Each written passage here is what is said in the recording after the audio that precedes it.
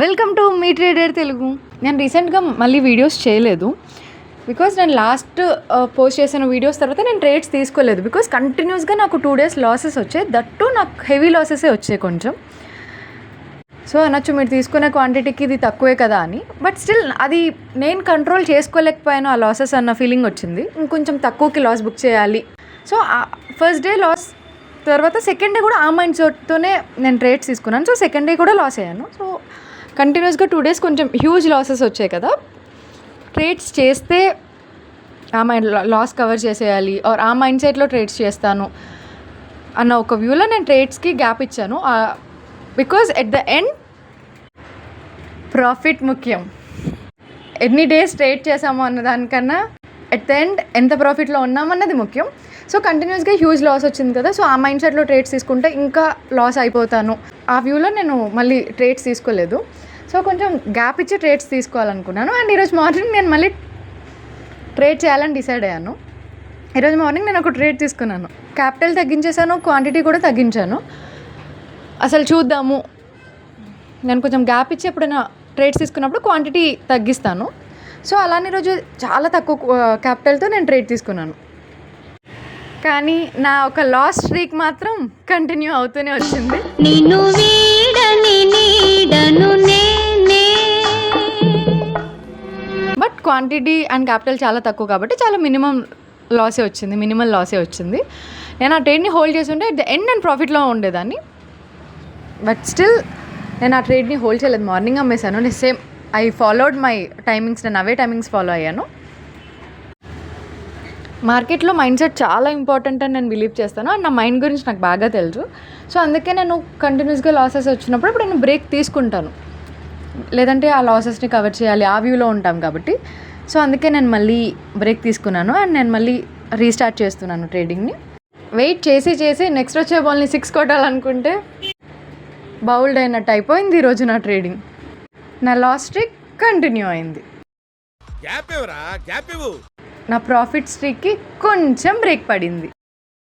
ఈ బ్రేక్ టీవీలో వచ్చే కమర్షియల్ బ్రేక్ లాగా ఉంటే బాగుండు, రాదర్ దెన్ జియో హాట్స్టార్లో ప్రతి 10 నిమిషాలకు వచ్చే కమర్షియల్ యాడ్స్లా కాకుండా. చూద్దాం ఇకపై నా ట్రేడింగ్ జర్నీ ఎలా సాగుతుంది. ఇంతకీ ఈరోజు మీరు ట్రేడ్స్ తీసుకున్నారా? ప్రాఫిట్ బుక్ చేశారా? లాస్ బుక్ చేశారా? కామెంట్ చేయండి. అండ్ ఇంకా ఎవరైనా దృశ్యం 3 మూవీ చూడకపోతే, చూడాలనుకుంటుంటే ముందే క్యారెక్టర్స్ తెలుసుకొని మూవీకి వెళ్ళండి. బికాజ్ నేను ఏ క్యారెక్టర్ ఏంటి అని ఒక క్లారిటీ వచ్చే లోపలే ఫస్ట్ హాఫ్ అయిపోయింది. మెయిన్ సహదేవుడు క్యారెక్టర్ చేసింది తెలుగులో వీరభద్రం క్యారెక్టర్ అని అర్థం అవ్వడానికే నాకు ఫస్ట్ హాఫ్ మొత్తం పట్టింది. సెకండ్ హాఫ్లో నాకు అర్థమైంది. అండ్ ఇంకొన్ని క్యారెక్టర్స్ అయితే మూవీ అయిన తర్వాత కూడా నాకు అర్థం కాలేదు. సో ఎవరైనా ముందే క్యారెక్టర్స్ తెలుసుకొని మూవీ చూడండి. క్లైమాక్స్ చాలా అంటే చాలా నచ్చింది నాకు. బట్ నాకు ఆ మూవీ అర్థం కాలేదన్న డిసప్పాయింట్మెంట్ చాలా ఉంది. అందుకే చెప్తున్నాను. ఆ టైంలో నాకు అనిపించింది తెలుగులో డబ్ చేస్తున్నారు కదా, so same character name use చేయొచ్చు కదా. ఇప్పుడు తెలుగులో వెంకటేష్ గారు మూవీలో ఏమేమి క్యారెక్టర్స్ యూజ్ చేస్తారో నేమ్స్, అవే క్యారెక్టర్స్ యూజ్ చేసి ఉంటే బాగుండేది అనిపించింది. ఆ నేమ్స్ యూజ్ చేసి ఉంటే బాగుండేది అనిపించింది. సో ఈజీగా అర్థమయ్యేది అనిపించింది. ఏదేమైనా రాంబాబుని మాత్రం చాలా మిస్ అయ్యాం. వెంకటేష్ గారి ప్రెజెన్స్ని మాత్రం చాలా మిస్ అవుతాం. క్యారెక్టర్స్ అర్థం కాకపోతే ఎందుకక్క అంత డిసప్పాయింట్ అవ్వడం అనుకోవద్దు. ఎందుకంటే నాకు ట్రేడింగ్ అంటే ఎంత ఇష్టమో మూవీస్ అంటే అంతే ఇష్టం. చాలా ఈచ్ అండ్ ఎవ్రీ మూవీ చూస్తాను నేను. సో నేను ఎవ్రీ క్యారెక్టర్ని ఫీల్ అవుతూ ఉంటాను. సో అందుకే చాలా డిసప్పాయింట్ అయ్యాను. అర్థమై ఉంటే బాగుండేదని. నేను ఇర్రెస్పెక్టివ్ ఆఫ్ మూవీ హిట్టా ఫ్లాపా అవన్నీ పక్కన పెట్టి ఇర్రెస్పెక్టివ్ ఆఫ్ టాక్ నేను మూవీస్ చూస్తాను.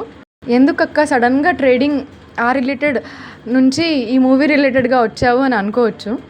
ఫస్ట్ హాఫ్ మొత్తం నాకు అసలు ఏ క్యారెక్టర్స్ అర్థం అవ్వలేదు ఎక్సెప్ట్ మోహన్ లాల్ గారు, మీనా గారు అండ్ ఆ 2 పిల్లల క్యారెక్టర్స్ తప్ప. సో ట్విస్ట్లో వచ్చినప్పుడు మంచి బీజిఎం ఇవన్నీ పడ్డా అసలు ఎవరి పర్సన్ అనుకోవడంలోనే నా ఫస్ట్ హాఫ్ అంతా అలా అయిపోయింది మూవీలో.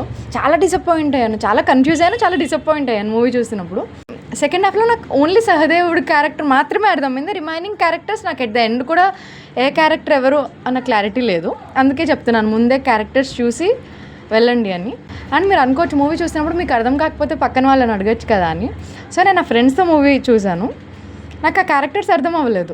బట్ నేను ఐ ప్రిటెండెడ్ లైక్ నాకు అర్థమవుతుంది, నాకు చాలా క్లియర్గా ఉంది మూవీ, చాలా క్లియర్గా అర్థమవుతుందని ఐ ప్రిటెండెడ్ లైక్ నాకు అర్థం కాలేదంటే ఫన్ చేస్తారు ఎందుకు అని. అండ్ ఎవ్రీథింగ్ నాకు అంత క్లియర్గా ఉంది అన్నట్టే ప్రిటెండ్ చేశాను. వాళ్ళు చాలా సీరియస్గా మూవీ వాచ్ చేస్తున్నారు. క్లైమాక్స్ నేను చాలా ఎంజాయ్ చేశాను మూవీలో, చాలా అంటే చాలా నచ్చింది నాకు climax. I really love the climax. So నాకు ఒక హై అనిపించింది క్లైమాక్స్ చూసినప్పుడు. క్లైమాక్స్ చూసినప్పుడు నాకు అబ్బా భలే ఇచ్చాడు క్లైమాక్స్ అనే ఫీలింగ్ వచ్చింది. అండ్ నేను నా ఫ్రెండ్కి చెప్పాను క్లైమాక్స్ చాలా బాగుంది కదా అంటే, తనకు అసలు క్లైమాక్సే అర్థం అవ్వలేదని నాకు అప్పుడు అర్థమైంది. సో నేను చాలా తెలివైన వాళ్ళతో సినిమా చూశాను. సో నాకు మూవీలో క్యారెక్టర్స్ అర్థం కాలేదు, కానీ వాళ్ళకి మూవీయే అర్థం కాలేదని నాకు చాలా లేట్గా అర్థమైంది. సో ఎవరైనా చూడాలనుకుంటే ముందుగానే క్యారెక్టర్స్ చూసి మూవీకి వెళ్ళండి.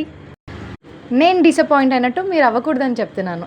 That's it for the video. Please do subscribe. Thank you. మీరు చూసింది కొంతే, చూడబోయేది ఇంకెంతో, అందుకే సబ్స్క్రైబ్ చేసుకోండి.